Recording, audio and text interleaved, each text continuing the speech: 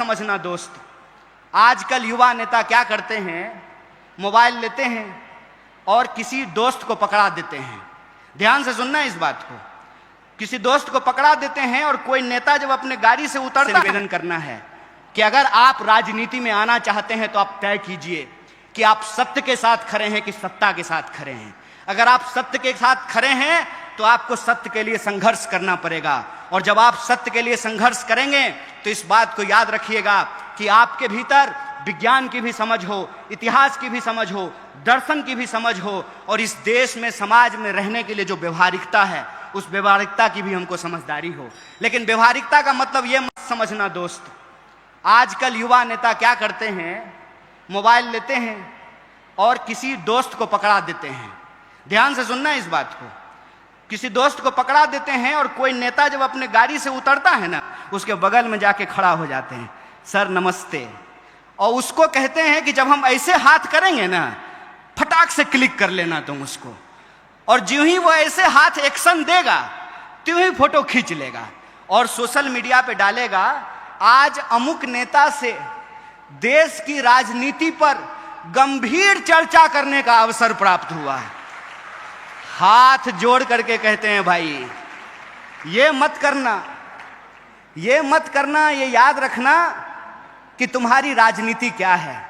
इस देश में बाप जात पैसा चलता है मेरे भाई, बीजेपी, बाप जात पैसा।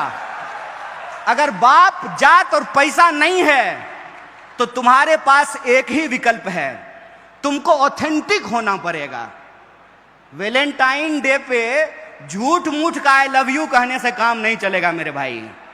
अगर प्यार करते हो तो तुम्हारे दिल में प्यार हो, और वो प्यार ऐसा हो कि वो इंसान तुमको मिले ना मिले तुम ही प्यार बन जाओ, ऐसा जज्बा तुम्हारे अंदर होना पड़ेगा।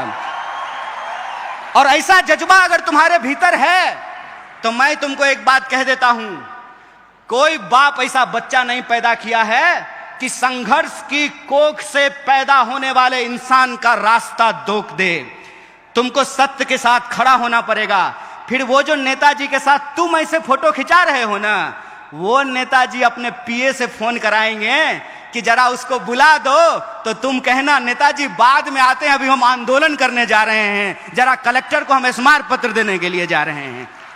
राजनीति का मतलब सत्य के लिए संघर्ष करना होता है, और सत्य की एक विचारधारा होती है, इस बात को याद रखना। दक्षिण, वाम और मध्य के रास्ते में मैं पढ़ने के लिए नहीं कहता हूं, उसका चुनाव आप खुद करो, लेकिन कैटेगरी में मत फंसो। लेकिन एक कैटेगरी जरूर होती है, वो कैटेगरी होता है सत्य का। उस सत्य की विचारधारा पे चलो, और इस देश ने बार बार ये साबित किया है, यह देश बुद्ध की धरती है, इसीलिए यहाँ कोई भी संघर्ष हिंसा से नहीं अहिंसा से करके उस संघर्ष को जीता जा सकता है। अगर बुद्ध ने उंगली माल को संत बना दिया अपने अहिंसा से, तो तुम भी आज के उंगली माल को रास्ते पे ला सकते हो अपने संघर्ष से। बस इस बात को याद रखना। और एक अंतिम बात, मैं आपको कुछ बताने, सिखाने या समझाने के लिए नहीं आया था।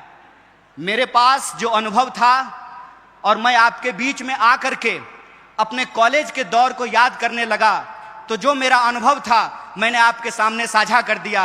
अगर किसी को भी बात बुरी लगी हो तो मैं हाथ जोड़ करके आपसे माफी चाहता हूं, लेकिन जो बात थी बिना लाग लपेट की हमने आपको कह दी। बहुत बहुत शुक्रिया।